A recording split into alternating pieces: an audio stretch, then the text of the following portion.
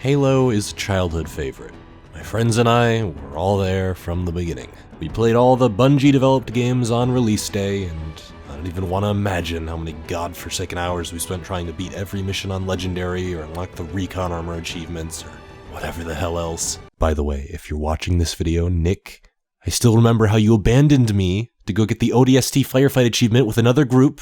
I won't forget what you did to me until the day I fucking die, you piece of shit. Eventually, Halo faded from our minds. We all tried 4, we couldn't really get into it, and we moved on to other multiplayer offerings. Remnants of a bygone era still bounce around in my skull, snapshots of a space action movie. We all idolized the Master Chief and the surrounding Spartan mythos to an almost unholy extent. Halo 1, 2, and 3 were legendary campaigns, no pun intended, with legendary moments that I spent almost my entire childhood playing and replaying.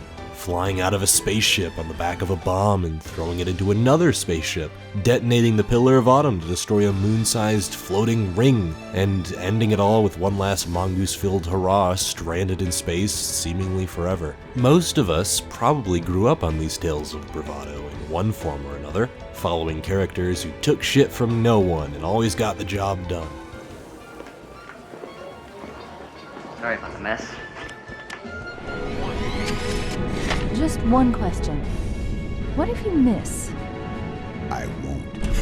Plucky go-getters that saved universes were idolized by their peers and were forever memorialized as pseudo-deities. Part of the reason Halo had such a grip on us as kids was because we got to play out all of the heroics, exploring the Halo Ring for the first time, fighting off the Covenant invasion at Cairo Station, searching for Cortana inside a suffocating frigate infested with flood.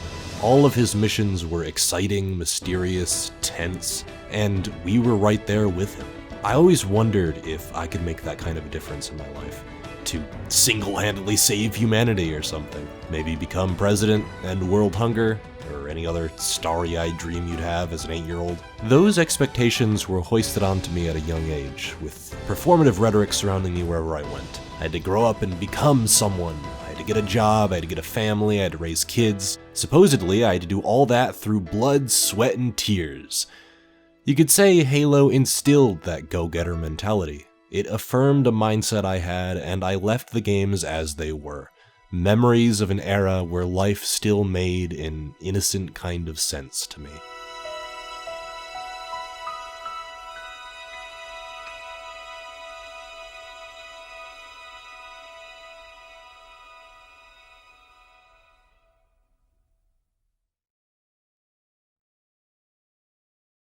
It's been almost a decade since I put the series behind me. A full playthrough of Halo Reach, a lot of time spent in Forge, and its eventual retirement marking the end of an era. Certainly it left an impact on me, but it wasn't a game I ended up thinking about much in the years to come. I couldn't put it into words, but there was something about Reach that felt so different, so alien. It was an enjoyable campaign, but it faded from memory almost as fast as it entered. Fast forward 10 years, Halo Reach is released for PC. My new friends and I get our hands on it, mess around in multiplayer, getting our rocks off playing Team SWAT like the good old days. Soon, though, it was time to dust off that campaign. It was time for a rush of nostalgic memories to flood my skull near to bursting. It all came back to me like riding a bicycle, all the Easter eggs, level layouts, enemies, weapons, and strategies. It felt like a short reprieve, like I was momentarily 12 again. Then, violently, I was thrust back into my 22-year-old anxiety-ridden body, though this time, something stuck with me. Something potent, something... Halo Reach takes place mere days before the start of the first Halo. We all knew the story, even if the details were vague. Reach would fall to the Covenant. This was the story of a 6 Spartan team struggling to resist that invasion. As with most prequels, we knew how this was going to play out. The Master Chief is the last surviving Spartan in his trilogy, Reach is mentioned several times in the past tense, so obviously we knew this was going to fail, yet we were forced to struggle through it anyway. Starting from the hint of an invasion all the way to its bloody conclusion, you follow the efforts of a group of Spartans in a much more intimate fashion than ever before. For as much time as you spend with the Chief, he has an almost untouchable aura about him, preventing the player from ever fully connecting with him. Which isn't to say he's a bad protagonist to follow. You love him the same way you love the Doom guy. He's a soft-spoken action hero. In many ways, Noble Six is the same, except they're an unknown. The Master Chief was a legendary figure and was idolized long after he was presumed dead.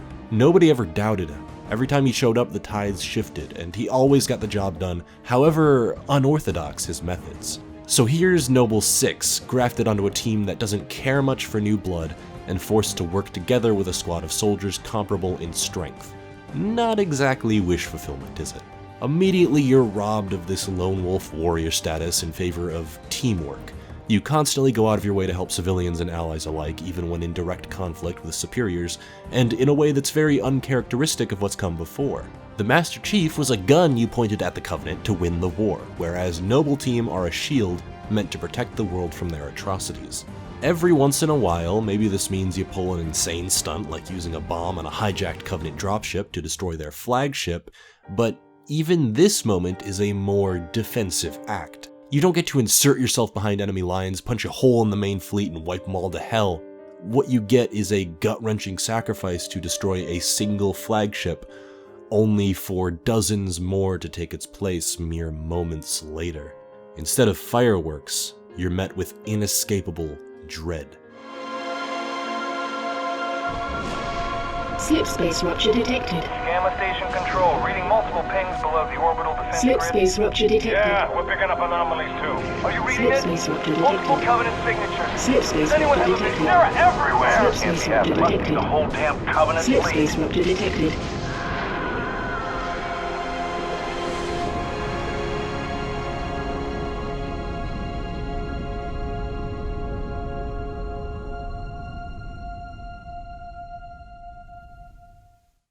Halo Reach is about inevitability, where the Master Chief always found a way out of danger, another angle, another chance to see the light of day. Your squad is faced with dilemma after dilemma. Conflict is eternally escalating, getting more and more dire. You lose your squad mates one by one. The final stretches of this game aren't about wiping out the Covenant or saving the planet. It's about delivering a package so the Pillar of Autumn can flee the planet. A task you just barely pull off after your squad is wiped out and an entire planet is conquered. Defeat is inevitable in Halo Reach. Nowhere is this better exemplified than in one of the series' best missions, Lone Wolf. If you play this series on Legendary like I usually do, the Halo campaigns can feel pretty suffocating. Wave after wave of elites and brutes are thrown at you at a startling frequency, but it never feels completely hopeless. There's always a tool right around the corner to help you get through it. Halo combat is scrappy. Sooner or later you're gonna run out of precious sniper rifle ammo, so you're forced to pick something up off the ground and make it through by the skin of your teeth. Be that with a plasma pistol, an assault rifle, a needler, whatever it takes. You will make it through eventually.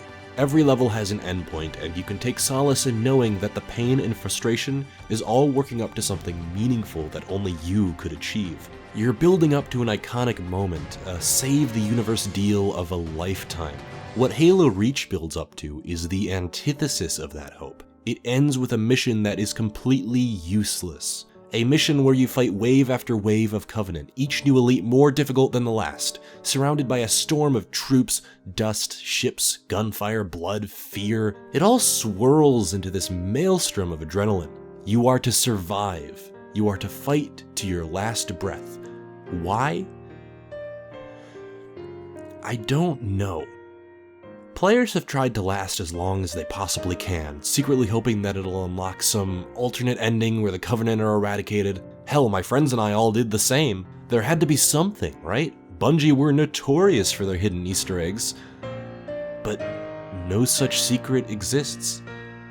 Lone Wolf is a level where the unavoidable conclusion is a brutal, meaningless death. It's hard to put into words the way this mission makes me feel. The original trilogy has a set of extremely vibrant levels, hijacking ghosts, blowing up scarabs, collecting hidden skulls, goofing around in co-op. I can come back to it today and have a hell of a good time. You're following this epic battle against the Covenant, allies on comms, epic boss fights, the whole shebang. Each mission has at least one new weapon or vehicle to play around with. The variety is frankly off the charts, and that's why I love their campaigns so much. You can hunt for floating naked JPEGs with your friends and it wouldn't even feel out of step with the tone of the overarching narrative. Halo 1, 2, and 3 are an upswing launched after the devastating decline of Reach. Lone Wolf is the lowest point in the offensive against the Covenant, a taste of absolute defeat. The mission takes place in one set of structures, a place that would take maybe 3 or 4 minutes of your time in any other level. Cover is limited to a single dilapidated building, with a couple turrets, armor abilities, and health kits. Ammo is severely limited. Visibility is low. Enemies pour in from all sides, in the air and on the ground. Music is non-existent. There's no one left to back you up, no one to talk to you on comms, no one to pull you out, not even one person has your back here. It's just you. And the end.